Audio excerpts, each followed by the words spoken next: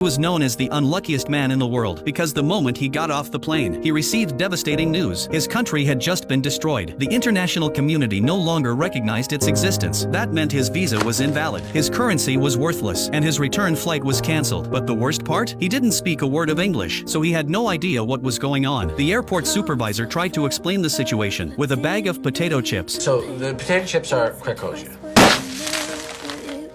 No more Krakosia. Turns out, a coup had taken place in Victor's home country just the night before, until the new government was officially recognized. He technically didn't belong anywhere, and just like that, Victor was trapped inside the airport. He couldn't go home, and he wasn't allowed to enter the United States either. With no money, no legal status, and nowhere to go, he slept on chairs pushed together to make a bed, ate free snacks from airport counters, and even found a place to shower. Then one day, the airport supervisor Frank saw something strange on security footage. Victor was walking through the terminal in a bathrobe. Frank was furious. He was in the middle of applying for a major promotion, and the last thing he needed was a homeless man in a bathrobe ruining the airport's image. So he offered Victor a way out. At noon today, Frank said, "The security guards switch shifts for 5 minutes. No one will be at the main door. That's your chance to walk out." What he didn't say was that if Victor stepped outside, he'd be arrested for illegal entry, and Frank could wash his hands of the problem. Victor didn't fully understand, but he got the idea. At noon, Frank watched from the surveillance room. The guards left. Everything was in place, but Victor didn't move. He stood frozen at the exit. Then Frank noticed Victor was looking straight at the security camera, so Frank turned it away. Too late. Victor had already ducked out of frame, and when Frank tried to turn the camera back to check, Victor popped his face right into the lens. I wait.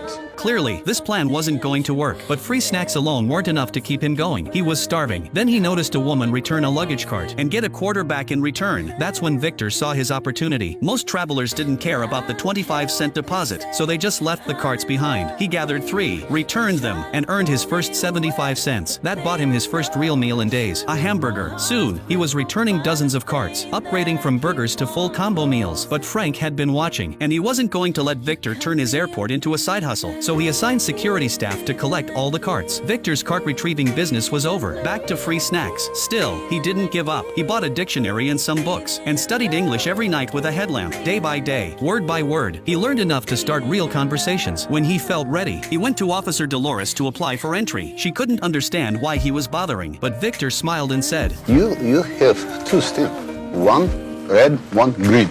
So, I have chance go New York 50-50. What he meant was, as long as he kept trying, he had a shot. Frank, meanwhile, was still keeping tabs on him. He figured Victor would eventually get desperate and do something illegal. Then he'd finally have a reason to get rid of him. But that night, something unexpected happened. A food delivery guy named Enrique brought Victor dinner. Why? Because Enrique had a crush on Officer Dolores, but was too shy to talk to her. He saw Victor chatting with her every day and came up with a deal. "You help me win her heart, and you'll never go hungry again." Victor agreed. From then on, he talked to Dolores daily, not to apply for entry, but to find out everything she liked. Then he'd report back to Enrique, who rewarded him with meals from the VIP lounge. It worked out perfectly for both of them. During this time, Victor's English improved even more. He was finally fluent. Thanks to Victor's help, Enrique learned everything about Dolores, and Dolores started noticing Enrique too. Eventually, he worked up the courage to ask her out. He showed up in his best suit, nervous but hopeful, and when Dolores arrived, she held out her hand, showing she felt the same. They got married right there at the airport. It was simple, but unforgettable. Travelers clapped. Strangers cheered. That little wedding car became a symbol of love and hope for everyone who saw it. Watching it all, Victor realized he couldn't rely on Enrique forever. He needed a job, but no store in the airport would hire him. No ID, no phone number, nothing. At the last shop, the manager told him, "Even if I wanted to hire you, how would I reach you without a phone number?" Victor took that as hope. He ran outside, memorized the number of a public phone, and gave it to the manager. The guy pretended he'd call. Victor waited all night. No food, no bathroom breaks. He just stood there, waiting. Eventually,